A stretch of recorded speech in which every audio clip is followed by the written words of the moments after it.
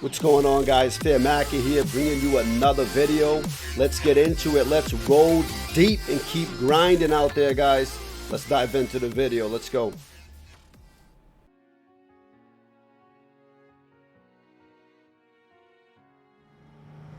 茫茫云层之上，年轻的不速之客迎来了一场奇遇。神秘的气流撕裂天空，驾驶的飞行器崩毁四散。随着命运的指引，少年穿过了漩涡。另一边，是绝望，还是新生？ Alright, guys, so let's dive into it. I've been playing the game for probably 4 hours now, and I want to explain to you a little bit what's happening here. So this is like a checkpoint, similar to Hades, Roguelike. Once you kill the first boss, you get to pick a power, you also get to heal, and over here we're starting the second act. So in the second act here, we're going to be fighting the owl boss, which is Carl Lucifer, and then we eventually do make it to Act 3 into the castle, where I eventually fight Henry, the catfish angler. The game is very challenging. I did wipe to the catfish angler though. We have not been able to kill him yet. The game is very challenging, but I'll get into my personal opinions after I explain to you what the game is about. So Nigate Tile, is a roguelite dungeon crawler with unique low poly and 2D anime art. You fight your way out of a mysterious enchanted castle, searching for materials and loot to buy and craft new equipment. Leveling up your character to get new combat skills and befriending cute monster girls capable of boosting you with astonishing magical powers. In Nigate Tale, you play as Roy, which is a little hero we're playing now, a crafty young engineer and adventurer. One day you were flying in your airplane when a strange cloud sucked you into a strange unknown world. You were crashed into the sewers of a castle inhabited by strange magical creatures. You have to explore every corner of this ever-changing castle to find all the missing parts and piece together the secret story of this place, unveiling the thousands-year-old mystery that trapped it out of time and space.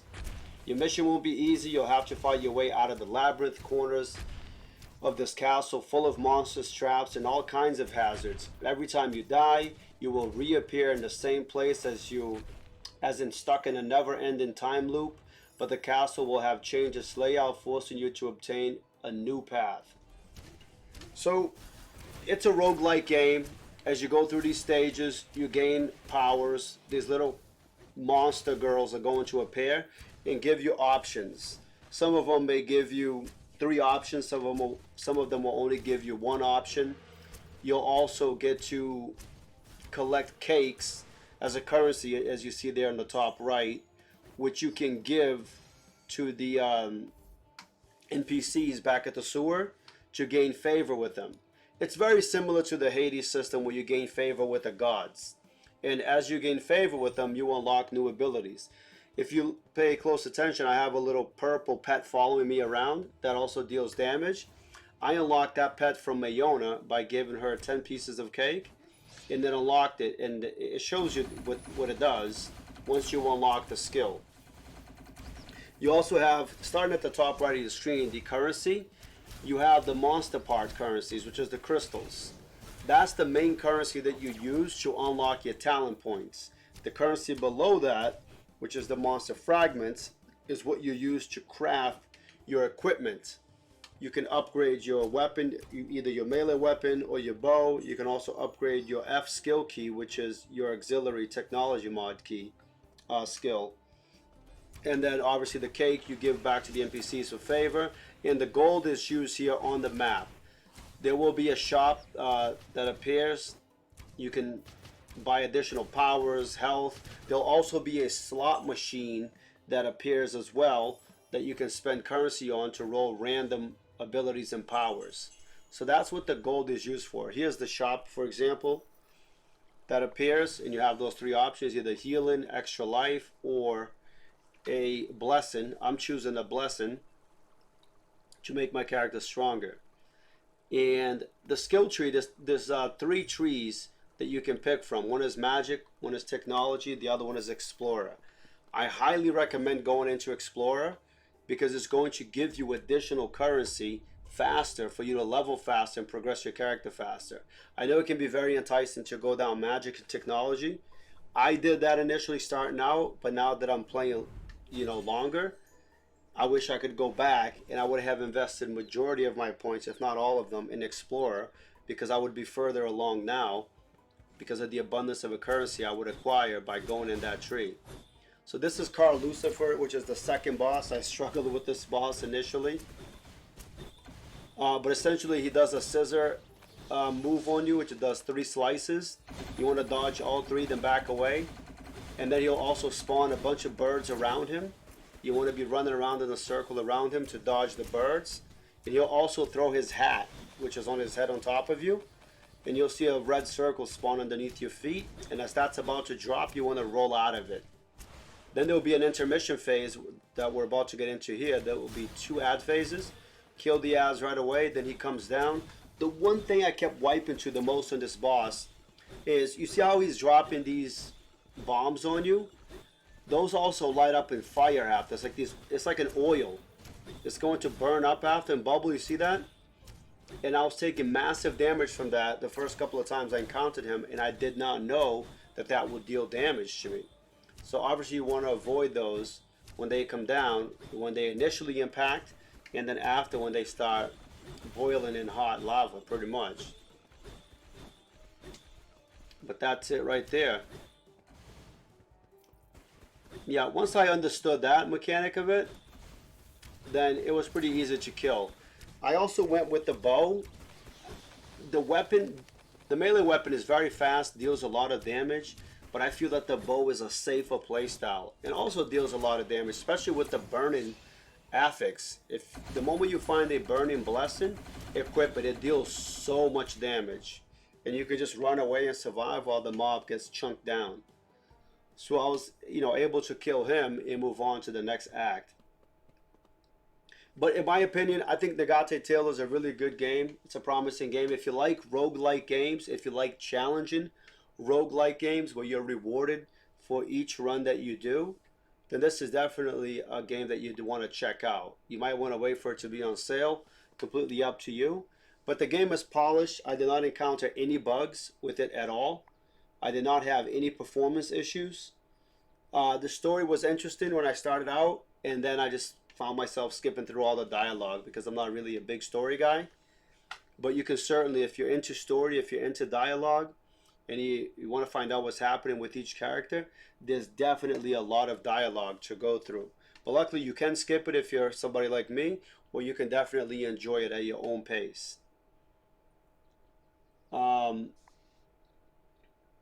But yeah, and as far as the crafting, like I said, you can craft a melee weapon, you can craft a ranged weapon, and you can craft an auxiliary different weapons. I do not recommend crafting the racket, which you'll see back in town eventually if you stop playing the game. I tried that out. All that does is reflect back projectiles once the enemy has casted it back at the target, and that is on like a 2-second global cooldown. Didn't feel right compared to the laser ball that we have. The laser ball was much better. I highly recommend going through that.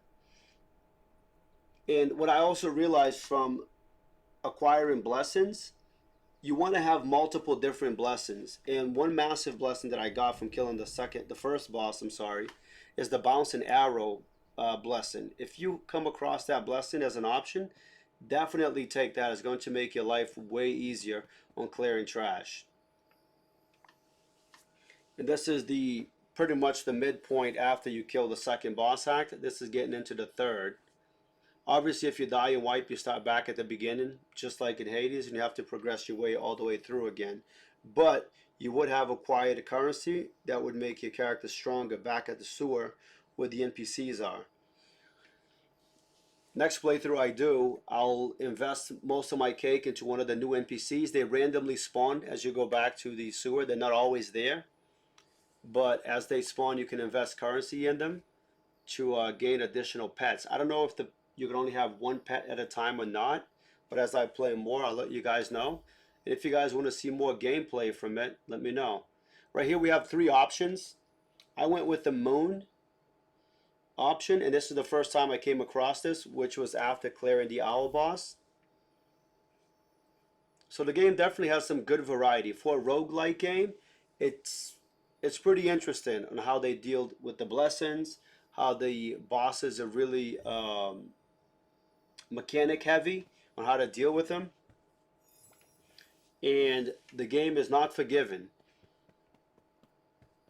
There is iframes you can do when you roll out, but if you're not really focused on what's happening, you're going to die. I got destroyed here by the catfish, which we'll eventually get to that. And I had to go back in the video to figure out how he hit me. And my advice is, next time I come across him, is just play max range from him, especially when he fires his hook. That hook was a one shot. I know I was low health, but I think even if I wasn't, he probably would have one-shotted me. This is the crafting tree here. You have your melee weapon, your ranged weapon, your auxiliary weapon. I have not built the broadsword yet. I don't have enough currency. I did try the shotgun. I didn't really like it. I'll show you guys how it works though. But now I'll show you. So that's the bow when you play. And I'll show you the shotgun. It like locks your character in place a little bit. It does a lot of damage, but I didn't like that playstyle. So I went back to the bow. The racket, the magic racket, it only, I'll show you. It just reflects back, projectiles back at the enemy. I didn't really like how it worked either, so I went back to the laser ball, which you set it pretty much and forget it. And it was a lot better. And that's the currency you need, the monster fragments, in order to upgrade or build new weapons. And you can gift, I have cakes, I don't want to gift this chick anything yet, because Mayona and Asura, they usually appear here at the table, or here near the fire as you go on adventures.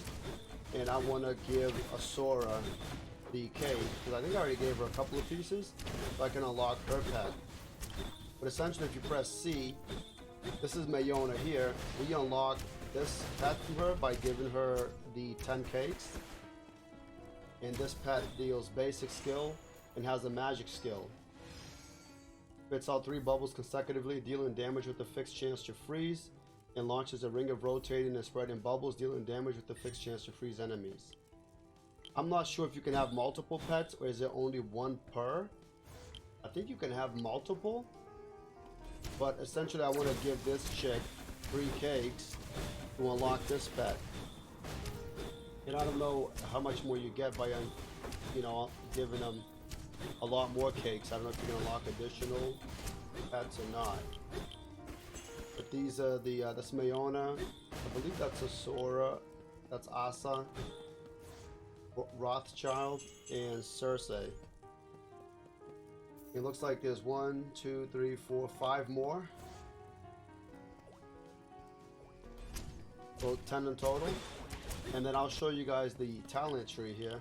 So we have magic, technology, explore. Initially I went into magic. In Gulad Shard, so you guys understand, these are big crystals that spawn once you kill a boss. And it'll give you a Gulad Shard, which technically gives you, can I show you here? I can't press Q here, but you'll have talents on the left and the right and in the middle of your screen. In Gulad Shards are the slots in the middle, which are their really powerful abilities. So once you kill a boss, you'll get a Gulad Shard, which will give you a blessing.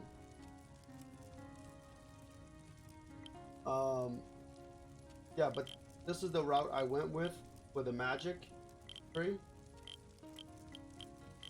And then I went into technology second. And then I went into explorer last.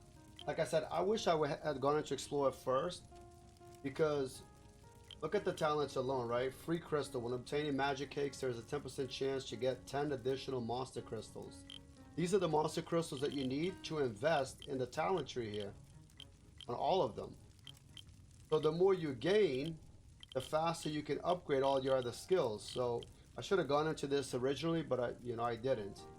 But free crystal, you get 10 additional chance to get more crystals when you collect a cake. You also start out with 30 gold. You gain an additional 40 health, allows you to survive longer. Legacy of the Forerunner, at the end of the game you will get 10 additional monster crystals for every level that you cleared. So this gives you a lot of crystals.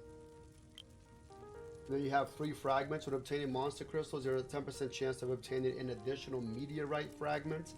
And meteorite fragments is the currency that you need to craft your weapons.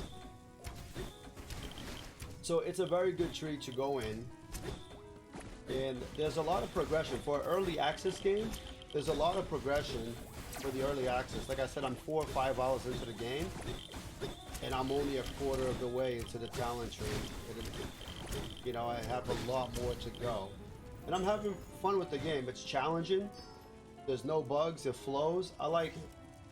So I hope you guys enjoy it. Let's go back to the gameplay of this current session here. Alright, so here we're fighting Henry the Catfish Angler.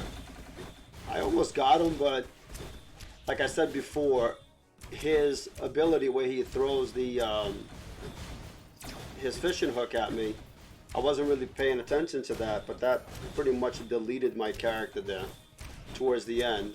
My recommendation is just use your ranged bow weapon on him and just be max range from him at all times, especially when he does his hook, so that way you don't get caught. I think he's about to, oh, he threw it, you see he threw it right there, and obviously I was max range, it didn't hit me. Then he blinks to the other platform, he does a frontal swipe, then he's going to do his hook, and I was too close to him there and got hit by the hook.